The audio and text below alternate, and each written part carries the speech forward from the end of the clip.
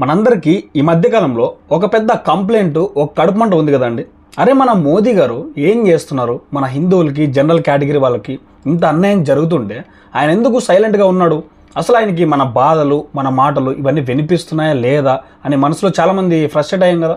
Social మీడియాలో ఆయన్ని గట్టిగా ప్రశ్నించాం, మన కోపాన్ని బయట కూడా పెట్టాం. కానీ రాజకీయాల్లో ఎప్పుడూ పైకి కనిపించేది నిజం కాదండి, తెర వెనక జరిగే చదరంగం. వాళ్ళు ఆడే మైండ్ గేమ్ వేరే లెవెల్లో ఉంటుందండి. మోదీ గారు పైకి సైలెంట్గా కనిపిస్తున్నా లోపల ఆయన ఏ రేంజ్లో పావులు కదుపుతున్నాడో, ఆయన వేసిన హైడెన్ స్టెప్స్ అంటే ఎవరికి కనపడిన అడుగులు ఏంటో ఇప్పుడు మీకు పూస గుచ్చినట్టు చెప్పబోతున్నా. అసలు రీసెంట్గా ఇజ్రాయెల్ టూర్లో ఆయన చేసిన ఒక సంచలనమైన డీల్తో ప్రపంచం మొత్తం ఎందుకు షేక్ అవుతుందండి?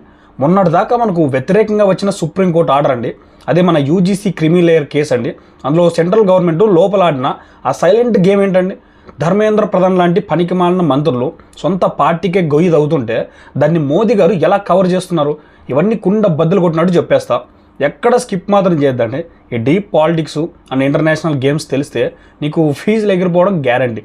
ముందుగా మన మోదీ గారి ఇజ్రాయెల్ టూర్ గురించి మాట్లాడుకుందామండి. ఆయన రీసెంట్గా ఇజ్రాయెల్కి వెళ్ళి అక్కడ వాళ్ళతో మీటింగ్స్ పెట్టి తిరిగి వచ్చేశారు. ఇది చూసి చాలామంది ఏమనుకున్నారంటే జస్ట్ 2 దేశాల ప్రధానులు కలుసుకున్నారు, ఒక మామూలు పర్యటనని లైట్ తీసుకున్నారండి.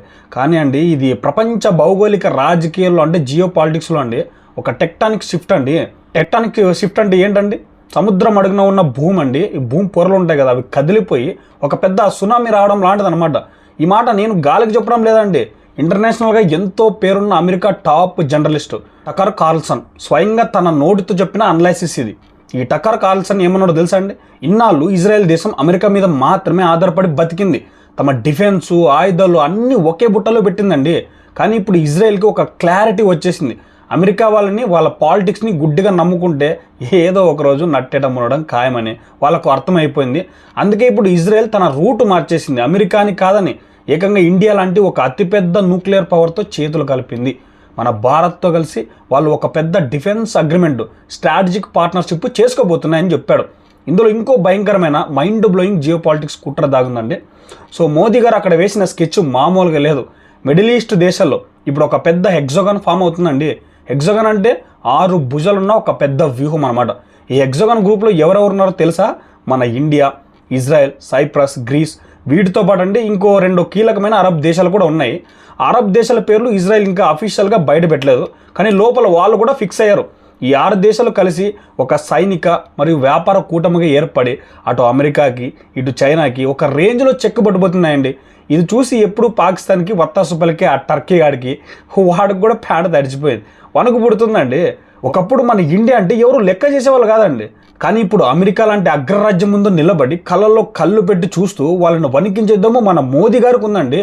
ఒకప్పుడు ట్రంప్ గారు ట్రేడ్ డీల్స్ పేరుతో మన మోదీ మీదకి వస్తే మోదీ గారు ఆ ఒత్తిడిని ఎలా తట్టుకొని మన దేశాన్ని సేఫ్గా బయటకు తీసుకొచ్చారో మనందరికీ తెలుసండి.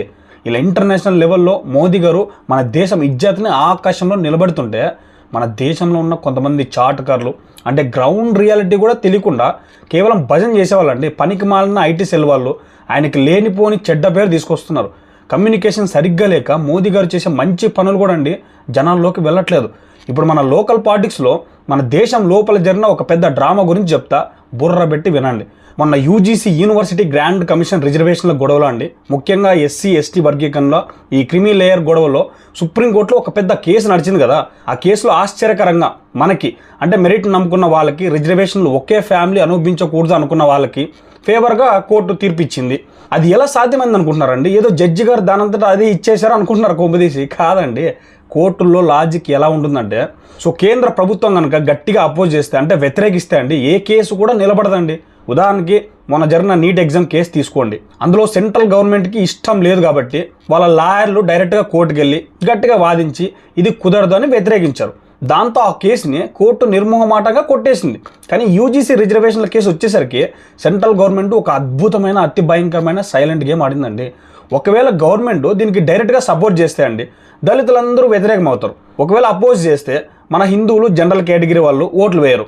అందుకే వాళ్ళు కావాలని కోర్టులో సైలెంట్గా ఉండిపోయారండి. ఆ రిజర్వేషన్ల ఫలాలు కేవలం కొద్ది మందికే అంటే ఐఏఎస్లు ఐపీఎస్ పిల్లలకి ఈ క్రిమి లేయర్కే వీళ్ళకి మాత్రమే దక్కుతున్నాయని కోర్టుకు తెలిసేలా చేసి ఇండైరెక్ట్గా కోఆపరేట్ చేశారండి. దాంతో సుప్రీంకోర్టు వాళ్ళే స్వయంగా రంగంలోకి దిగి మనకు అనుకూలంగా తీర్పిచ్చారు. అంటే రిజర్వేషన్లో ఉన్నత వర్గాలను పక్కన పెట్టాలని ఆర్డర్ వేశారు కదా. చూసారండి, మోదీ గారు పైకి ఏమి అనకపోయినా లోపల వ్యవస్థ ద్వారా కోర్టుల ద్వారా చేయాల్సిన మేలు ఎంత సైలెంట్గా చేశారండి. ఇదొక మాస్టర్ స్ట్రోక్ అండి. కానీ ఈ క్రెడిట్ అంతా చెడగొట్టింది, మన ప్రభుత్వాన్ని బద్నాం చేసి పరువు తీసింది ఎవరండి? మన కేంద్ర విద్యాశాఖ మంత్రి అయిన ధర్మేంద్ర ప్రధాన్ గారు. ఈయన చేసిన పనులు చూస్తుంటే సొంత పార్టీ వాళ్ళకి రక్తం మరుగుతుంది. కేవలం 2 వారాల వ్యవధిలోనే 2 పెద్ద గొడవల్లో మన మోదీ ప్రభుత్వాన్ని అడ్డంగా బుక్ చేసాడు ఈయన. సో జనవరి 13వ తారీఖున ఈయన గారు కోర్టులో ఇంకా ఈజీసీ మ్యాటర్ పెండింగ్లో ఉండగానే అండి ఎవరికో భయపడి లేక ప్రతిపక్షాల ఒత్తిడికి తలొగ్గి ఈ రిజర్వేషన్లకు సంబంధించిన వివాదాస్పద నోటిఫికేషన్లు అండి అదరబదరగా రిలీజ్ చేశాడండి. ఇదంతా చూస్తుంటే జనాలకు ఏమనిపిస్తుంది, అసలు ఈ ధర్మేంద్ర ప్రధానికి ఒక మినిస్ట్రీ కంట్రోల్ చేసే దమ్ము లేదా? తన శాఖలో ఏం జరుగుతుందో, కింద ఉన్న ఆఫీసర్లు ఏం చేస్తున్నారో ఆయనకి తెలీదా అండి? లేక ఆయనకి ఏమైనా వేరే కుట్ర ఉందా? రీసెంట్గా ఆయనకి పార్టీ జాతీయ అధ్యక్ష నేషనల్ ప్రెసిడెంట్ పదవి వస్తుందని ఆశపడ్డాడు, కానీ అది వేరే వాళ్ళకి వచ్చింది. బహుశా కక్ష మనసులో పెట్టుకుని ప్రభుత్వాన్ని ఇలా జనాల ముందు బద్మం చేస్తున్నాడా? సో అన్న భయంకరమైన డౌట్లు కూడా వస్తున్నాయి. ఇలాంటి పనికిమాలిన మంత్రులు సరైన కమ్యూనికేషన్ లేకపోవడం వల్లే మనకి మోదీ గారికి మధ్య ఒక పెద్ద గ్యాప్ వస్తుందండి. కానీ అండి ఇక్కడ మనం సంతోషించాల్సిన ఇంకో బిగ్గెస్ట్ గుడ్ న్యూస్ ఏంటంటే మోదీ గారు ఇప్పుడు మళ్ళీ తన పాత్ ట్రాక్లోకి వచ్చారు, తన ఒరిజినల్ ఫామ్లోకి వచ్చేసారండి. ఆయన లాంగ్వేజ్, ఆయన మాట్లాడే తీరు ఇప్పుడు మొత్తం మారిపోయిందండి. మీరు గమనించండి, మొన్నటిదాకా దళితులు, వెనకబడిన వర్గాలు, ఓబీసీలు, పస్మాంద ముస్లింలు అంటూ ఎప్పుడు కులాల జపము, వర్గాల జపం చేసిన ఆయన అండి గత కొద్ది రోజులుగా ఆ మాటలు పూర్తిగా ఆపేస్తారు. అవునండి, ఆయన నోటి నుండి ఆ కులాల పేర్లు ఇప్పుడు రావట్లేదు అసలు. ఇప్పుడు ఆయన ఏమన్నారు తెలుసా? నేను 140 కోట్ల మంది భారతీయుల కోసం పని చేస్తున్నాను, అందరికీ సమాన అవకాశాలు ఇస్తాను అని అంటున్నాడండి. దీని అర్థం ఏంటండి? ఆయనకి గ్రౌండ్ రియాలిటీ పక్కగా అర్థమైపోయింది. ఈ కుల రాజకీయాలు, తుష్టీకరణ రాజకీయాలు ఇవన్నీ చేస్తే అవతల వాడు ఓటు వేయకపోగా ఇన్నాళ్ళు తను నమ్ముకున్న తన సొంత ఓట్ బ్యాంకు అంటే మన హిందువులు, జనరల్ కేటగిరీ వాళ్ళు పూర్తిగా దూరం అయిపోతారని ఆయనకి సిగ్నల్స్ కూడా అందాయండి. అందుకే ఆయన ఇప్పుడు కరెక్ట్గా మెజర్స్ తీసుకుంటున్నారు. మళ్ళీ సబ్కా సాత్ సబ్కా వికాస్ అనే ఒరిజినల్ ట్రాక్లోకి వచ్చేసారు. ఇక్కడ మనం ఒకటి గట్టిగా గుర్తుపెట్టుకోవాలండి, ఒక నాయకుడికి నిజమైన సపోర్టర్ అంటే ఎవరండి? వాడు ఏ తప్పు చేసినా, ఏం వాగినా గుడ్డిగా భజన చేసేవాడు ఎప్పటికీ సపోర్ట్ కాలేడు. వాడు కేవలం తన స్వార్థం కోసం అమ్ముడిపోయిన వాడు. నాయకుడు ఎప్పుడైనా అండి తప్పుదారిలో వెళ్తున్నప్పుడు, అయ్యా నువ్వు చేసే దానివల్ల దేశానికి నష్టం, నీకు నష్టం, నిన్ను దేవుళ్ళ నమ్ముకున్న మాకు నష్టం అని గట్టిగరిచి చెప్పేవాడే, తప్పునెత్తి చూపేవాడే అసలైన సపోర్టర్ అండి. చాలామంది YouTubers Tamil, Telugu, north side వాళ్ళు చించుకొని చేసినదే. మన బాధ అయిన దాకా వెళ్ళింది, విషయాలు పైదాకా చేరాయి, తప్పులు సరిదిద్దుకునే ప్రక్రియ మొదలైంది. అందుకే ఆయనలో ఇప్పుడు ఆ పాజిటివ్ మార్పు కనిపిస్తుంది. అదే టైంలో మన బీజేపీలో సాక్షి మహారాజ్ లాంటి కొంతమంది సిగ్గులేని లీడర్లు ఉన్నారు. వాళ్ళు ఎప్పుడు నోరు తెరుస్తారో, నోరు తెరిస్తే ఏం బాగుతారో వాళ్ళకే తెలియదండి. వాళ్ళ నాలుగు మీద వాళ్ళకి కంట్రోల్ లేదు అసలు. వాళ్ళ పిచ్చి మాటల వల్లే బీజేపీకి, హిందూ సంస్థలకి బ్యాడ్ నేమ్ వస్తుందండి. మోదీ గారు ఇలాంటి వాళ్ళని వెంటనే పక్కన పెట్టి నోరు ముయించే టైం కూడా వచ్చేసింది. ఇలాంటి సెల్ఫ్ అపాయింటెడ్ నాయకుల వల్లే అసలు డ్యామేజ్ అంతా జరుగుతుందండి. ఇక వీడియో ఎండ్ చేసే ముందు ఇంకో సూపర్ ఇంటర్నేషనల్ అప్డేట్ కూడా చెప్తా వినండి. మన పక్కన ఆఫ్ఘనిస్తాన్ వాళ్ళు, అదే మన తాలిబాన్లు అండి, పాకిస్తాన్ మీద అఫీషియల్గా యుద్ధం మొదలు పెట్టేశారు. పక్తికా, నంగర్హో, కోస్టు ఇలాంటి బార్డర్ రాష్ట్రాల మీద తాలిబాన్లు భయంకరమైన దాడులు చేస్తున్నారండి. ఇందులో హైలైట్ ఏంటంటే తాలిబాన్లు ఏకంగా లేజర్ గైడెడ్ ఆయుధాలను వాడుతున్నారండి. ఈ దెబ్బకి పాకిస్తాన్ ఆర్మీ వాళ్ళకి ప్యాంట్లు తడిసిపోయి వీడియో గేమ్స్లో లాగా ఏడుస్తూ ప్రాణాలు అరిచేతులు పెట్టుకుని పరిగెడుతున్నారు. వాళ్ళకి దిక్కుతోచని పరిస్థితి అండి. అంటే ప్రపంచంలో ఇప్పుడున్న పరిస్థితులన్నీ, ఇటు ఇజ్రాయెల్తో మన డీల్స్, అటు ఆఫ్ఘనిస్తాన్, పాకిస్తాన్ వార్, ఇవన్నీ మన ఇండియాకి, మన మోదీ గారికి ఫుల్ ఫేవర్గా, అనుకూలంగా మారుతున్నాయండి. రాబోయే రోజుల్లో ఇండియా పవర్ ఏంటో ప్రపంచం మొత్తం చూడబోతుంది. సో ఇదే అండి ఈరోజు మ్యాటర్. లోపల చాలా డీప్ పాలిటిక్స్ నడుస్తున్నాయి. మోదీ గారు సైలెంట్గా చాలా హైడెన్ స్టెప్స్ తీసుకున్నారు.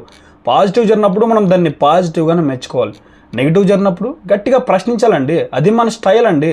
మోదీ గారు ఇప్పుడు తీసుకున్న ఈ కొత్త డెసిషన్స్, ఆ ఇజ్రాయెల్ డిఫెన్స్ డీల్స్ చూసి మీకేమనిపిస్తుందండి? ఆయన కులాల పేర్లు ఎత్తకుండా 140 కోట్ల మంది అంటూ అందరినీ ఒకేలా చూడడం మంచిదేనా? ఈ ధర్మేంద్ర ప్రధాన్, సాక్షి మహారాజ్ లాంటి వాళ్ళని పార్టీ నుండి పక్కన పెట్టాలంటారా? మీ ఒపీనియన్ ఏంటో, మీ అనాలిసిస్ ఏంటో కింద కామెంట్లో గట్టిగా దంచేయండి. మీ ప్రతి కామెంట్ నేను చదువుతా. మళ్ళీ ఇంకో సాలిడ్ కంటెంట్తో, మైండ్ బ్లోయింగ్ టాపిక్తో మీ ముందుకు వస్తా. అప్పటిదాకా మన ఛానల్ని keep watching and keep supporting. జై హింద్, జై భారత్.